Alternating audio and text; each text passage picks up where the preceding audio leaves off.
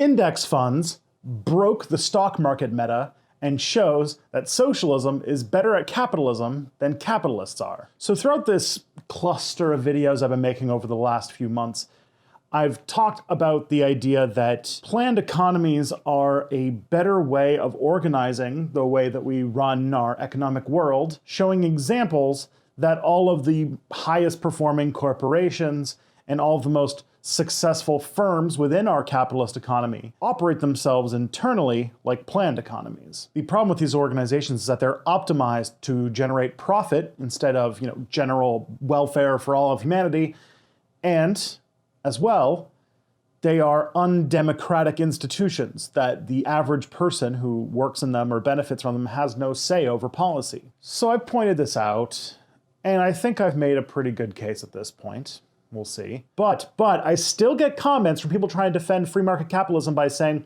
well, yeah, sure, Amazon organizes itself like a highly efficient Stalinist planned economy. And yeah, Walmart has figured out how to be the best corporation in the world by basically removing all competition. But capitalism's the best allocator of resources.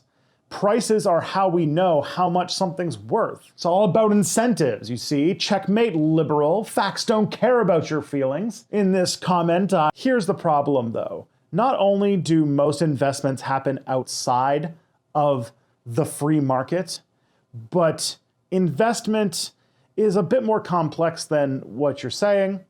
And on top of that, the most successful investors operate like socialists. Let's get started on that. Hi, I'm a fat idiot, and this is Tristan Won't Shut Up. Be sure to subscribe and hit the bell notification to see more videos where I talk about whatever it is this is. So, investing. It's a word you've probably heard before. The definition is essentially putting some of today's resources aside to use those resources to produce more resource-producing resources in the future. This is putting money aside for the factories of the future, the businesses of tomorrow, future technologies, although we're going to get to technology and innovation in another video. And the popular narrative is that investment is driven by a class of people known as investors. Selfless heroes, really, who put aside a section of their vast wealth in order to invest in a better tomorrow. They're scrimping, they're saving, and they're putting the interests of the world ahead of quarterly profits. What a generous thing. These sound like such good people. So the first thing to talk about, of course, is that no, this isn't the case. These people aren't selflessly putting aside their money. If you know anything about how the capitalist order works, what they're really doing is putting aside the surplus value that has been stolen by the labor of other people that they employ. This is not some sort of selfless act. Very few investors are going hungry if one of their investments doesn't turn out. But you know who is going hungry? A lot of their employers who are being paid poverty wages. And there's one thing we've learned from studying the investment market, which is that the free market is an absolutely awful way to invest. When economic times are good, there's this brain worm that seems to enter into rich people's brains thinking that the good times are just going to last forever. So the investment market overheats. Good money chases bad money, which means that they start to overinvest in certain industries that are growing. They tend to overproduce. And then when people realize that not everybody in the world can invest in a single thing and make money off of it, then there's a panic, everybody starts selling, everything starts to collapse, and you have this creation of economic booms and busts that is the hallmark of capitalist economies. They're very unstable. And in the good times, rich people make a lot of money, and poor people are less worse off than they usually are. But every time there's a downturn, rich people tend to be just fine, while poor people feel the brunt of this poorly maintained economy. It's because there are two contradictory rules at the heart of capitalism. One, don't panic. But two, panic first. And typically during these downswings of the economy, the ruling class changes the guard and a new form of accumulation begins all over again. And this roller coaster economy has a pretty terrible human cost. Economic downturns cause mass unemployment and poverty for the vast working class who do not get to benefit from stock dividends. So when we enter into a downturn in this reckless economic planning, it's the working class who shoulders the burden of these decisions, not the people who actually made the decisions. And there's little that workers can do over it because of firing. Essentially, there is one real truth for who holds power in a capitalist economy. One class can make another class starve to death if they wish. I'm sure you've heard many times that things that you wanted to do, say getting a tattoo or getting a piercing that you think is cool, can't do that because it would not make you employable. At the same time, you don't want to stand up at work. You don't want to organize your workplace. You don't want to, make too much of a fuss for better conditions, because if you do, they fire you. And what this results in is a downtrodden working class that really has no option but to go with whatever the ruling class tells them that they need to do. They're reduced to simply being cogs in the economic machine that funnels money from them to their wealthy owners. And that's why investors are not exactly like angels. Our economy today is highly financialized, which means that banks and stocks and loans and interest rates, those kinds of things dictate a lot of the terms with how our economy runs. Our economy is a planned economy. It's just run by private banks. So how do banks manage the economy? How do they choose winners and losers? The first thing is credit. Now, credit is just loans, right? It's giving money with the expectation of return. But in our system where you need money to invest, to make money, they have a lot of control over who gets to move forward and grow their economic prospects and who doesn't, and what price they pay to do that. So if you think about it a little bit more abstractly, banks get to decide who gets to go to school, who gets to own a business, who gets to buy a car, and as I'm learning very intimately, who gets to own a house. I'm gonna be in debt until I'm 57. And all loans have interest rates, which is the amount of money you pay to the bank for the kindness of them lending you their money. And this number can be manipulated for political gain. A loan with a high interest rate is much less desirable than one with a low interest rate. And so manipulating these can effectively speed up or slow down the economy and open or close opportunities to regular people. And they use this to commit class warfare. Now, I know that that's a buzzword, a dirty word now in American politics, but I do have to say, this is how the bankers think. And I'm not just pulling this evidence out of my ass. We do have actual evidence, things like meeting minutes and records from the management of groups like the US Federal Reserve, which is basically the closest thing America has to a central bank. And during these meetings, when they're deciding things like interest rates or monetary policy, they look to the labor sector. A lot of the people were very familiar with what major unions were in bargaining and what the situation was on the ground when it came to labor. For example, Paul Volcker, who was chairman of the Federal Reserve in 1980, kept interest rates artificially high as an effort to choke out the last gasps of American labor. So these institutions, these are what control the economy. These are the capitalist economic managers.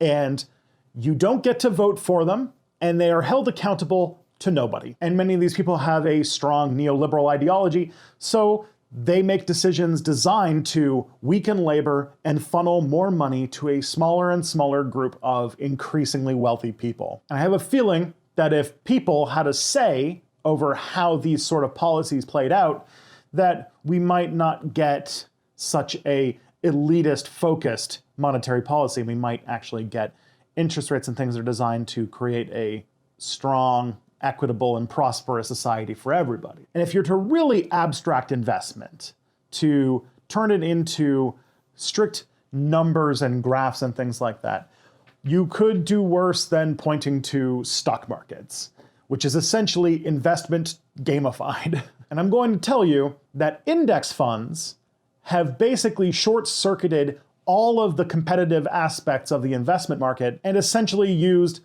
socialism to break the meta. So let's chew a little bit more into that. As time has moved on, especially in late capitalism, we've seen a massive change in how people who work in stock markets invest. For example, if you were to take any two people who had stock in an S&P 1500 firm The S&P 1500 is basically the 1,500 highest priced stocks. If you were to take any two people who held a stock in that, the chances that they would own the same stock in some firm in their portfolio would be about 90%. About 20 years ago, that number would have been 20%. So what does that even mean? Like, what's the point? Why are you saying all this stuff about stock markets if you're a socialist, Tristan?